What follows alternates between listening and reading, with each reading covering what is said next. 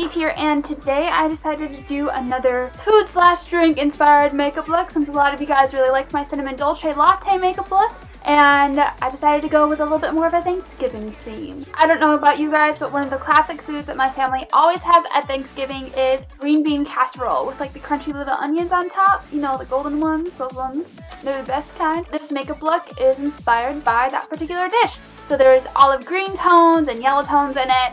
This is something that I think you could wear at Thanksgiving if you want to be a little bit more dramatic. I would wear it at Thanksgiving because I'm always a little bit more dramatic. But if you guys want to see how I got this makeup look, go ahead and keep on watching. Let's go. Alright guys, I'm back with another voiceover. Alright, so I've already done my eyebrows and primed my eyes, and we're actually going to start off today by taking some RCMA no color powder and stamping it on using a dry beauty blender. Yes, dry. I find that it applies more of the powder on. We're applying that with an upward angle just to kind of give the eyeshadow a guide.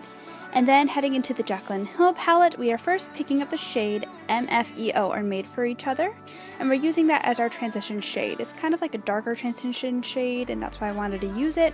So we're putting that right in the crease and blending it up towards the eyebrow, making it really blown out. No harsh lines, no harsh lines. I'm adding a lot more of this color towards the outer edge of the eye just because I do want it to kind of create almost a cat eye effect. Alright, and then grabbing the shade Mocha, we're going to take a fluffy blending brush and we're putting that in the crease as well, kind of laying it right on top of MFEO. And we're putting that in the outer corner just a little bit. This is a pretty dark color, but we're using it as a darker transition shade more than the actual darkest color in the look.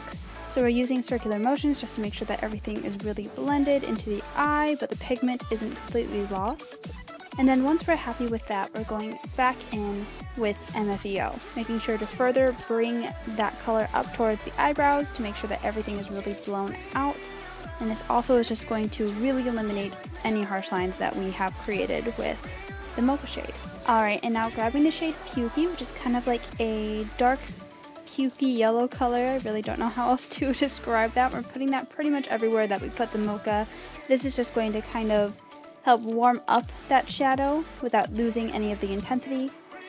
And then grabbing the shade Central Perk, this is a dark brown, we're going to take a smaller pointed fluffy brush, I guess we could call it, and we're putting that in the outer corner, but we're really focusing it right in that spot, and we're almost kind of rounding it out rather than blowing it all the way out to that line.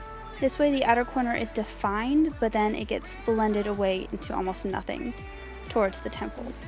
Really focusing on intensifying that pigment and laying the color down in the proper spot, and then doing some reverse blending. So I'm actually going back in with Mocha right along those edges, and then once again with Pukey even further on those edges. And then going right back in with MFEO just on the crease, making sure that everything is blended out.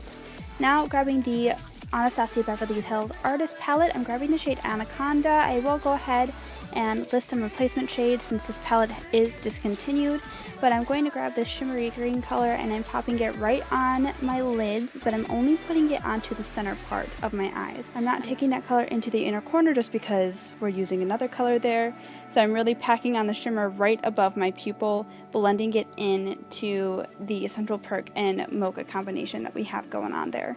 And then jumping back into the Jaclyn Hill palette once more, we're grabbing the shade Diva, which is a shimmery olive green tone.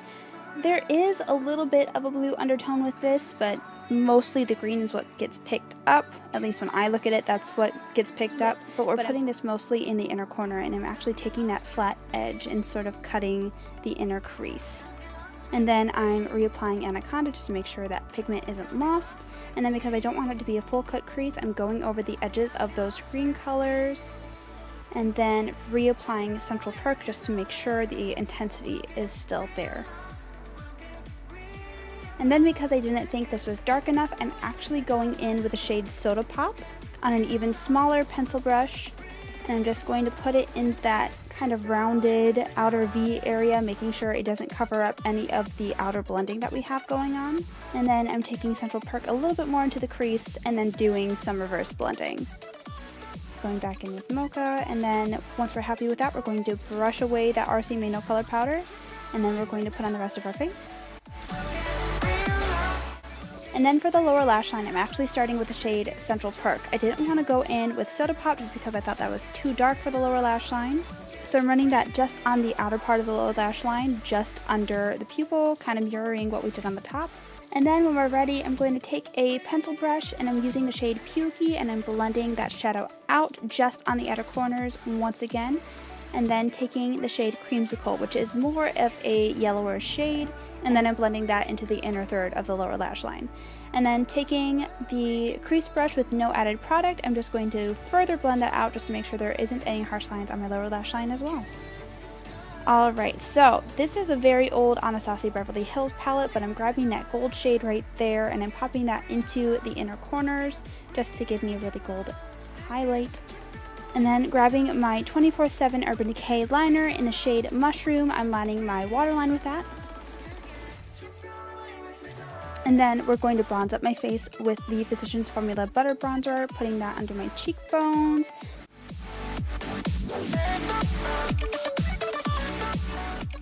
On my forehead. On my jawline, on my chin, and we're contouring my nose a little bit. I actually already had some cream contour on my face, just very subtly. I did that as part of my base makeup. And then for blush, I'm grabbing my Kat Von D Shade and Light blush in the shade Bonnie and Clyde. I'm swirling those two together and putting that right into the apples of my cheeks, blending it upwards towards my temples.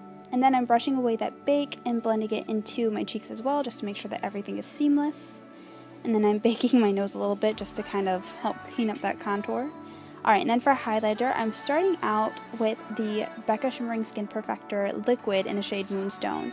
Tapping that on my cheeks and then blending it out immediately with a beauty blender, that way it doesn't set into the powder and mess up anything. Doing this honestly just gives the most natural glow to my cheeks while still being somewhat intense. It's like the perfect middle.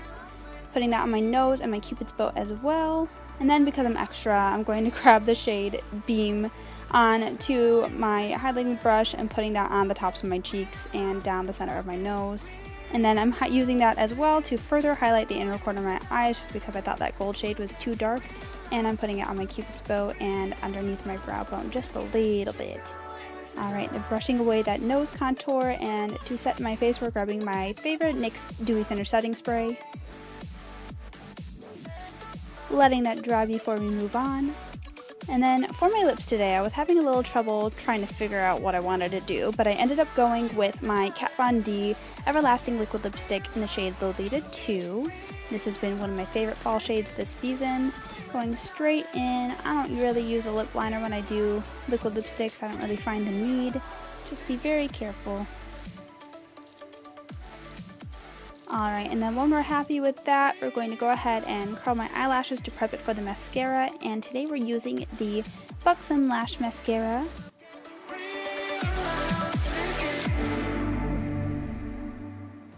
And then for the lower lash lines, we're going in with my favorite Pixie Lower Lash Line Mascara. It's the Detail Mascara. It's bomb, and lately I've been doing the one coat on my lower lash line, and then I actually tilt it vertically and kind of go over the lashes just to make them a little bit thicker. And then to set my eyebrows, we're using the Anastasia Clear Brow Gel. Alright, and then I'm going to go ahead and apply my Ardell Wispy Lashes, and I'll be back. Alright guys, so falsies are on, and I actually went ahead and applied a little bit of the ColourPop Ultra Satin Lip in the shade Echo Park onto just the center of my lips, just to kind of highlight it. But this is the finished look. If you guys like this look, go ahead and give me a big thumbs up, and let me know what kind of food or drink you guys want me to do an inspired makeup look off of next in the comments down below. Before you leave, please subscribe to my channel. I would appreciate it a lot, and I'll see you in my next video. Bye guys.